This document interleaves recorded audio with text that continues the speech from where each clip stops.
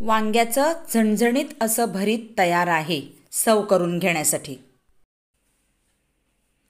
Hello everyone, yummy recipes चॅनलमध्ये मी आशा आपणा सर्वांचं खूप खूप खूप मनापासून स्वागत करत आहे.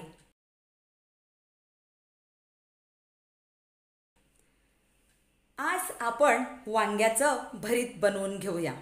चला तर हे खमंग आणि झणझणीत भरीत बनवायचं कसं ते आता आपण पाहून घेऊया. वांग्याचं भरीत करून घेण्यासाठी मी 2 ते 3 अशी ही मोठी वांगी घेतलेली आहेत. तुम्ही काळी वांगी घेतलीत तरी चालेल, पण मी अशी ही थोडीशी वांग्या कलरची आणि हिरवट कलरची अशी ही वांगी घेतलेली आहेत. शिवाय पूर्ण हिरवट कलरची येतात, अगदी लाईट हिरव्या कलरची तीही घेतली तरी चालेल, पण जास्त करून मोठी वांगी जी असतात तीच घ्यायची, म्हणजे जेणेकरून त्याची फोड चांगली पडते. तर मी ही मधून अशी कापून घेतलेली आहेत. कापायची अशासाठी की एखादं समजा किडकं असेल तर ते आपल्याला बाहेरून कळत नाही, तर कापल्यानंतर आपल्याला कळतं. आणि असे मी सगळ्या वांग्यांना टोचे लावून घेतलेले आहेत सुरीने.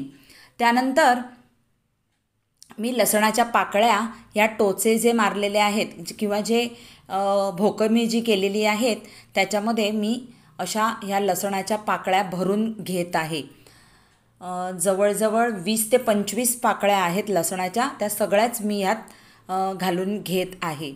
त्यानंतर मी या सगळ्या वांग्यांना तेल लावून घेत आहे, तेल ग्रीस करून घेत आहे, म्हणजे जेणेकरून ही छान भाजून होतील. तर थोडंसं तेल मी सगळ्या वांग्यांना ग्रीस करून घेत आहे. इथे मी तुम्हाला 2 दाखवलेले आहेत, कारण एक मी ऑलरेडी बनवून भाजायला ठेवलेला आहे आणि नंतर ही तुम्हाला मी दाखवणार आहे. तर एक माझं ऑलरेडी भाजून झालेलं आहे. आता मी हे दुसरं भाजायला घेत आहे. तुमच्याकडे जर आपण फुलके जे बनवतो, जाळी असते फुलके बनवण्याची जाळी, त्याच्यावर ठेवून हे भाजले तरी चालेल. मी इथे हे डायरेक्ट गॅसवर भाजून घेत आहे. तर आता छान अशी एकदम ही वांगी काळसर होईपर्यंत आपल्याला ही भाजून घ्यायची आहेत. मी सगळ्या बाजूंनी ही फिरवून भाजून घेतलेला आहेत. आता वरचा जो भाग आहे मधला, तो भाजला जात नाही, म्हणून ते मी उभं ठेवून भाजलेलं आहे. आता हे झालं आहे की नाही ते मी सुरी टोचून बघत आहे. तर हे वांगं छान भाजलेलं आहे. भाजलेलं वांगं आपण काढून घेऊया आणि बाकीचं जी 2 किंवा 3 उरलेली आहेत तीसुद्धा भाजून घेऊया. आणि हे थंड झाल्यानंतर ह्याची वरची स्किन आपल्याला काढून घ्यायची आहे. तर मी तिन्ही वांग्यांची स्किन काढून घेतलेली आहे. त्यानंतर देठाकडचा भाग मी कापून घेत आहे आणि ते करपलेलं सुद्धा मी फेकून देणार आहे. तर आता मी फोकच्या साहाय्याने ही स्मॅश करून घेत आहे. तिन्ही वांगी छान अशी त्याचा लगदा करून घ्यायचा आहे. तुम्ही फोकच्या साहाय्याने करा किंवा तुमच्याकडे जर पटॅटो स्मॅशर असेल तर त्याच्याने सुद्धा तुम्ही ते करून घेऊ शकता. माझ्याकडे पोटॅटो स्मॅशर पण आहे, पण मी फोकच्या साहाय्यानेच जास्त करून ही वांगी असं कुस्करण्याचा प्रयत्न करते किंवा मी फोकच जास्त करून प्रिफर करते. आता एका भांड्यात मी 2 टेबलस्पून इतकं तेल घेतलेलं आहे. तेल छान गरम झालेलं आहे. त्यात मी अर्धा टीस्पून जिरं घातलेलं आहे. त्यानंतर मी पाव टीस्पून हिंग घेतलेला आहे. आता दोन्ही जिरं तडतडल्यानंतर मी 3 हिरव्या मिरच्या मी बारीक चिरून त्या मी टाकलेल्या आहेत. आणि त्याबरोबरच मी 1 टेबलस्पून इतकं मगाशी आपण जे भाजलेलं लसूण होता तो मी ठेचून घातलेला आहे. आता त्या लसणाचा कच्चेपणा गेलेला आहे. त्यानंतर मी 2 कांदे हे असे बारीक चिरून ते मी घालून घेतलेले आहेत आणि ते ट्रान्सपरंट होईपर्यंत मी शिजवून घेतलेलं आहे. त्यानंतर मी 2 टमॅटो बारीक चिरून ते असे परतून घेत आहे.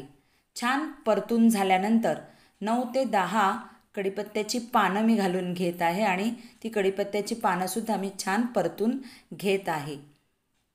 आता परतून झालेला आहे. आता अजून टोमॅटो सॉफ्ट होण्यासाठी मी झाकण लावून ते शिजवून घेतलेलं होतं. टोमॅटो एकदम सॉफ्ट झालेली आहेत. मी 5 मिनटासाठी झाकण लावून ठेवलं होतं. आता त्या फोडणीवरच मी हे स्मॅश केलेली जी वांगी आहेत ती मी घालून घेतलेली आहेत. ती मी मिक्स केलेली आहे आणि त्याच्यावर झाकण लावून हे थोड्या वेळासाठी शिजवून घेत आहे.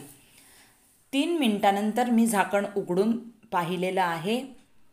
छान एकजीव झालेला आहे. आता यात आपण सुके मसाले घालूया.